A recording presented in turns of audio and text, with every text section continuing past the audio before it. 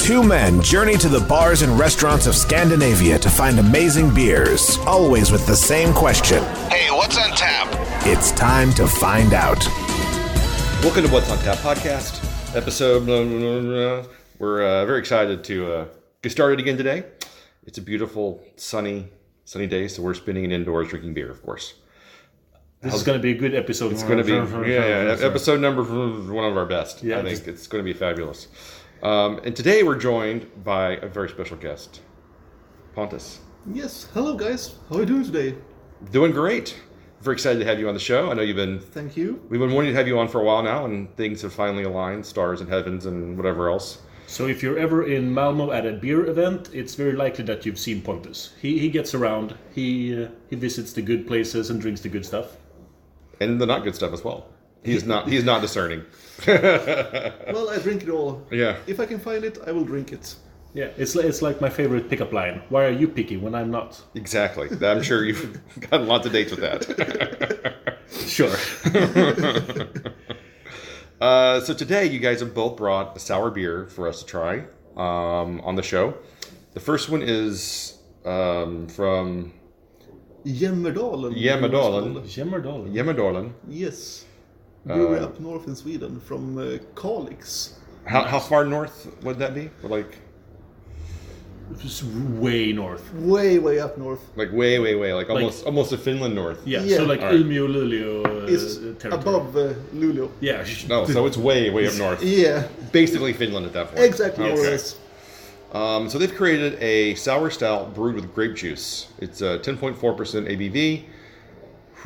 Best before 2029. 2029. Oh yeah. February 10th, brewed February 10th, 2019. Best before February 10th, 2029. So I got this at Systembolaget. All right. Yeah, and that's 2029. Then it might be calm again, because when we opened it here, it more or less exploded. Yeah, we opened it just to pour it in the glass, and it was a gusher. It just kind of went everywhere. Yeah, yikes. Which makes me very sticky. Nervous. Yeah, and sticky as well, and not in the way that's. Never mind. So this is called Gloson. Yeah. And any translation of that we should be aware of? No, it's like a picture of a pig. Is that what it is? I had no idea what the Gloson is. I think it might be like old Swedish or something, like sugar or something like that. Uh-huh. I'm not really sure though, but I've heard the word before from like my relatives up in Jammerdalen. So it might be like this old Swedish word, but oh, you've heard the word? I'm not sure at all, like if it's real that or not. Cool, we're getting some history lessons. I know. We could look it up, but that would be one step too. Yeah, that Exactly. would be research, and that's not. We don't do that here. And I might just be talking shit as well. You guys don't know. Yeah, we don't know. All right. So this smells exactly like a Flemish red. Yeah, that's true. Like nail varnish and sour. I would say the Rodenbach Grand Cru, more or less. A bit more. Yeah, a little bit like a Rodenbach Grand Cru is what I'm thinking too. A roasty one. Wait, do you guys get a lot of nail varnish? Mm-hmm. Can I smell your glass? Yeah. This smells pretty similar. I get a lot of sweet notes from this aroma. Okay. What are you getting? I'm more on yours, I would say. Yeah, nail varnish. Yeah, it could be the way that you're interpreting the smells. I'm not getting a lot of sweet smells. I'm getting a lot of turpentine and nail varnish. Yeah, exactly. I'm still not sensing it. Usually when you mention an aroma, I can immediately identify it and go like, oh, why didn't I think of that? All I'm getting is like alcohol and nail varnish. So I think like this just screams to me of like Rodenbach Grand Cru or... Exactly. I remember Grand Cru with like more roastiness in the background. I need to do a disclaimer for the listeners because Jammerdalen has produced some really good beers in the past. So that was what I thought I was getting. So when you read the ABV, I was a little bit shocked. Like, why would my sour beer be 10.4%? That's unusual. No, it's a sour imperial stout. So I'm already getting drunk on the fumes. Yeah, getting drunk on the fumes. Right. Yeah. Well, guys, cheers. Cheers.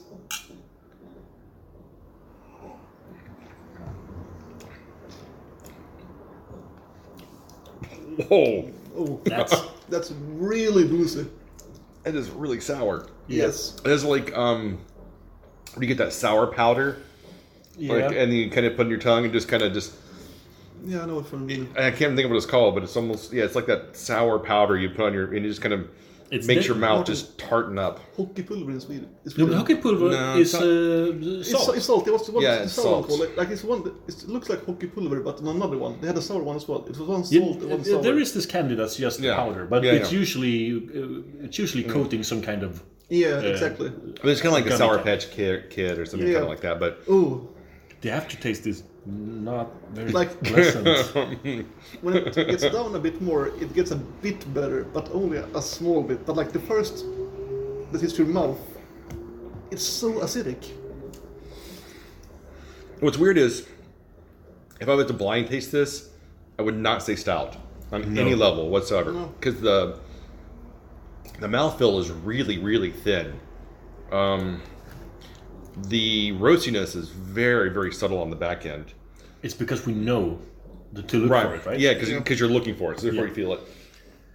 I don't think if I was, like I said, if I didn't know this was a stout, I would not get that. I think on second sip, it's not nearly as aggressively sour. I'm salivating, Jesus. Yeah, I mean, but it does make your saliva glands kind of work overtime. It was like I feel on the back note, like with lingers in your mouth afterwards, you get that small bit of roastiness that you get from a stout, like, or say not a dry stout, more or less. Yeah, I agree. So it's made with grape juice or grape must? Grape juice. But it feels like there's some berries in this. Yes. I think it's because of the grape juice. It's not. We don't normally we get the grape must or the grape, the grape skins or something. So to actually use the juice, I think that makes it the sweeter and gives it that kind of berry-like quality. Yeah, it might be due to the Zinfandel grapes as well. Does it say? Yeah, it says. Oh. It just says grape juice on here, but maybe. Did you get this from the internet? I think I did. Wow, he actually did research.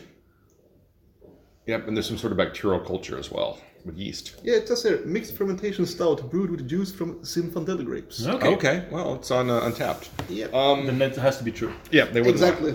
Everything on the internet is true. You know it. Always.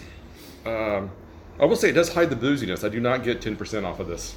The booziness is getting worse as it warms up. Exactly. Yeah, for sure. It's not going to get better over time. It's like, sure about that? gasoline now. It's like gasoline? Wow. Oh, and now you have three nerds warming their glasses. Yeah, it's like, what is this going to get as it gets warmer? Yeah. How bad can this get? It's for the art. I will say, the first sip, I really, really hated. Is it growing on you? Well, it's not as offensive from the first. The first sip was just so intense and just ghastly. Yeah, I know what you mean, but that I was just like, oh my god, this was horrible. But I'm shivering. I'm sorry. The nose is not very pleasant. The nose is not pleasant. Oof, I'm still really tired. After taking a beat and tried again, it's like, No, it still just takes your breath away. But to be completely fair, the core sourness is something that we've seen a lot of times, even in some beers from the brewery or Cascade or breweries that deal with really sour stuff. At least certain variants. So the core of this somewhat matches that. Then there are a lot of off flavors in this one, but I think what they've been going for is this really thick, flavorful, acidic sour. Yeah, but the problem is it isn't thick at all. No, it isn't. No, it's not. It's not thick. I'm missing the stout part of it. Yes. Exactly. I feel like I have this weird waxy coating on my tongue now as well, in my mouth. I don't know if you guys feel that. Well, I didn't get that much, but I would say I know what you mean at least, because there's some off flavors in there, like they're lingering on your mouth for a very long time. Yeah. I think it's a mistake to call this a stout. They could have just said dark sour. Yeah. They could have. And we wouldn't be nitpicking that aspect at all. All right, so Pontus, what would you give this? Oof. Well, it's a Swedish brewery, non-brewer. I don't want to be evil against them, but You don't want to bash them. exactly, I don't want to bash them too hard, but I would say I would never rate this above 2 out of 5 at least. Oh, you really dislike it. I get it. I'm at a 2.5. I feel like I can say that because I've given previous Jammerdalen beers like 4s and 4.25. So I've earned the right to bash this one. I'm not bashing it. I'm just trying to be honest with how I feel that this beer actually is, and I think I'm going to have to go around a 2 as well. As a stout, I think it just misses. As a sour, it's got way too much of this gasoline turpentine kind of flavors to it. So whatever the bacterial mix is they put into it to sour it is just way too aggressive. I think it's probably playing off of the sugars in the grape juice itself. I'm glad there's a brewery in Sweden that's trying to do these kind of things, and I just hope they do better in their future endeavors. That's true. All right, so the next beer is from La Sirene. Australia. It's Australia, but Yes. La Sirene is the name of the beer. It's a No, it's Cuvee de Bois. the Oh, it's the brewery. All right, Yeah. okay. So I think the beer name is Cuvee de Bois. That's It true. is. Correct. It's oak-aged wild ale with Chardonnay Solera method. Nice. So we've actually talked about the Solera method on this podcast before, where you brew something and then the next year you brew it again and you mix in the previous batch to a certain percentage, and then the next year you just keep doing that. At the first time we ever talked about it, I think I said that it comes from the whiskey world, and I think that's actually complete bullshit. So I want to redact that previous I was statement. gonna Ain't it from the sherry world? It has to be from the cherry or the wine world in some way. Yeah. Yeah, because I know Driefontein released their Senne Solera, and those were Solera method on Pedro Ximenez cherry barrels. So I think they cooperated with them as well during that time. So That does make sense. All right, this says this is a special wine hybrid mixed fermentation farmhouse ale blended with select French oak something. I don't know the word. What? Barriques. Barriques. yeah, smaller barrels. Small All barrels. right. Well, that's a new word for me. I haven't seen that before. Barriques of what was it called? La Sirene saison, using our vintage basket press. Australian Chardonnay free-run juice was brewed into a specially designed farmhouse beer, then blended with our barrel-aged saison. The 2018 is a delightful blend of blanched wild farmhouse complexity and grape-forward acidity, crowned by the elegance of depth of toasted French oak. Wow, I couldn't have said it better myself. I know. It comes in at a 4 out of 5 on funk, a 2 out of 5 on sour, a 2 out of 5 on oak, and it's 6.2% ABV. I really enjoy those little Self-contained descriptors on the side of the bottle. descriptors. Yeah, like- Usually it's bitterness, sweetness, and stuff. This is like no. We don't deal with bitterness in this one. It's funk, sour, and oak. Those are the only flavors. We should have decanted this better. It says decant gently, but with enough vigor for a generous aromatic head. Well, I feel like they've you- been standing here for a while, so I think they got enough air All right, like yeah. to be called decanted. And I feel like you poured it gently, but Yeah. vigorously enough to give. I this tried to. moment. All right. Well, the color is Slightly murky. Yes, and there's some yeast in the bottom as well. Well, I'll say, but that's not a bad thing though. It was conditioned live yeast and bacteria, which will develop on cellaring. So, yeah. So the color is, I don't know, murky. Yeah. Yeah, And Murky then the- yellow. But the nose is like, I'll say, citrus saison, fantastic nose. You get Yeah, like, if you you're- get all the funkiness. If you're into saisons, this is a very funky saison-y kind of beer. There's a lot of lemon and citrus notes. Yeah, and you get some of the oak as well in the background there. Yeah. I think this is going to be a treat. Yeah, I'd be curious to see how bitter the lemon is on this. Like, is it going to be more of a light bittering, or is it going to be more like that just raw lemon zest kind of? Yeah, I think it should be the former though. It's not blended with any type of citrus at all. It's I know, like but it's a regular saison with grapes on the side. It smells a little like pine, like fresh pine needles, Yeah. Yeah. kind of. Should we taste smells it? really good. Yeah. Cheers, guys. Cheers. Cheers.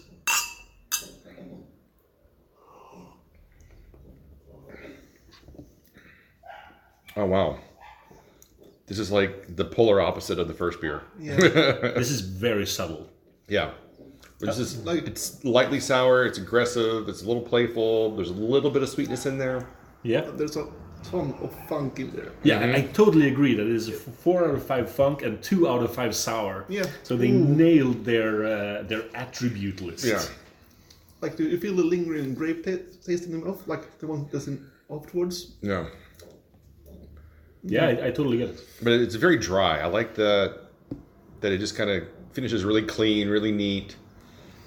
It leaves you with a wonderful herbal mouthfeel. Flavors linger kind of. Yeah, I say like I almost get wild strawberry flavors, like in the lingering back.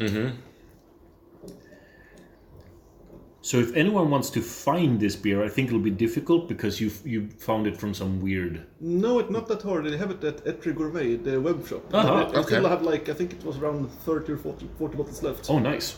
I was going to say that I think I've seen La Sirene at some Malmo beer bar in like their bottle list. Maybe. They're not the most common. Yeah, I mean it's from Australia, and we don't normally get a lot of Australian beers imported here. No. Like never, more or less. Well, there was it was Yeasty Boys for a while, but then they were brewing with Brewdog before that got canceled. But then also then they brewed. They have a few collaborations that released recently. The WXY with Wylam. Oh, right. But usually they brew their beer in Europe. The ones that are sold in Europe. The ones brewed in Australia are for the Asian market. Yeah. I'm glad you know so much about the Yeasty Boys because I thought they were European. No, they're from Australia. And Garage Project. New Zealand. Is it New Zealand? Yes. Oh, okay. Well, still, I mean, that's the only things we get from those areas. Exactly. New Zealand, Australia's Australia. Yeah. Sorry, New Zealanders, I love you. That's their new motto. Yeah, but to be fair though, Garage Project makes some real nice beers though. Yeah, they really do. And we were getting a ton of their stuff for a while, and then it just kind of dried up. I'm not sure like, I think how that like, works. 2 or 3 batches each year, like with at least 1 to 3 beers in each batch. Yeah. So I think I bought them all that have been a Systembolaget, but some of them has been really good. I'm really disappointed with Systembolaget this year. Whoever their buyer is really...